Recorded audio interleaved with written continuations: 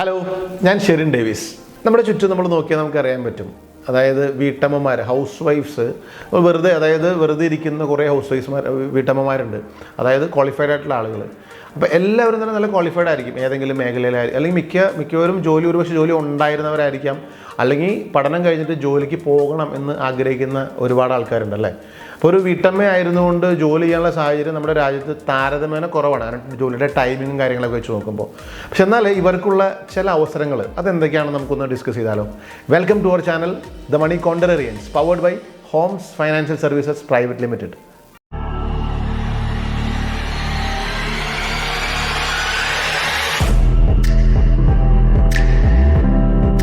നമ്മളൊന്ന് മനസ്സിലാക്കി കഴിഞ്ഞാൽ ഒരു ഫാമിലിയുടെ ഫൈനാൻഷ്യൽ മാറ്റേഴ്സിൽ ഏറ്റവും നന്നായിട്ട് ഇടപെടാൻ കഴിയുന്ന ആളുകളാണ് നമ്മുടെ വീട്ടമ്മമാരെന്ന് പറയുന്നത്.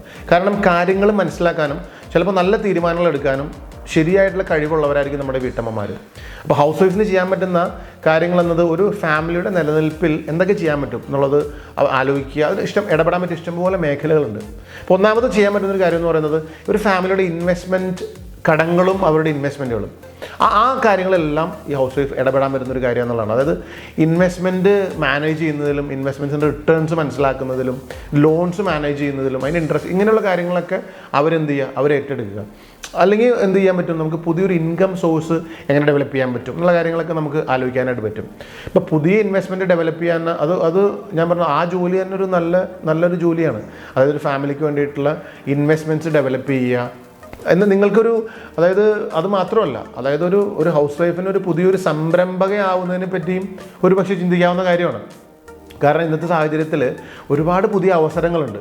ഈ പുതിയ അവസരങ്ങൾ എന്ന് പറയുന്നത്, ഇപ്പോൾ ഒരു ആശയം നമ്മുടെ കയ്യിലുണ്ടെന്നുണ്ടെങ്കിൽ, അതായത് നിങ്ങളുടെ ടേസ്റ്റും മനസ്സിലാക്കിയിട്ട് ഒരു ഐഡിയ നമ്മുടെ കയ്യിലെന്നുണ്ടെങ്കിൽ അതെന്താണെന്ന് ആദ്യം കണ്ടുപിടിക്കുക. അപ്പോൾ ഈ ബിസിനസ്സിനെ സഹായിക്കാം, ഇപ്പോൾ നിങ്ങളുടെ ഐഡിയനെ സഹായിക്കാൻ പറ്റുന്ന ഒരുപാട് സാഹചര്യങ്ങളും ഈ ഗവൺമെൻറ് സംവിധാനങ്ങളും നിലവിലുണ്ട്.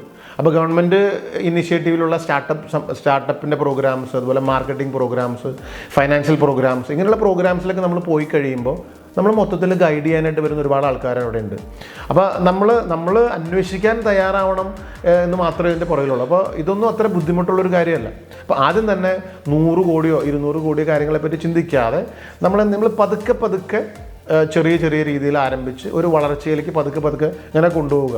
അപ്പോൾ ഇങ്ങനെ ആയാൽ അതിനുശേഷം, അതായത് പ്രത്യേകിച്ച് ഈ വുമൺ എൻ്റർപ്രണേഴ്സിനെ സഹായിക്കാനായിട്ട് ഒരുപാട് സബ്സിഡി ലോണുകളും അങ്ങനെയുള്ള ഒരുപാട് കാര്യങ്ങൾ ഇന്ന് അവൈലബിൾ ആണ്. അപ്പോൾ അത് ഉപയോഗിച്ച് നമ്മൾ എന്ത് ചെയ്യും, നമ്മുടെ ചെറിയ ബിസിനസ്സിനെ ഗ്രാജുവലി അതിനെ വളർത്തുക.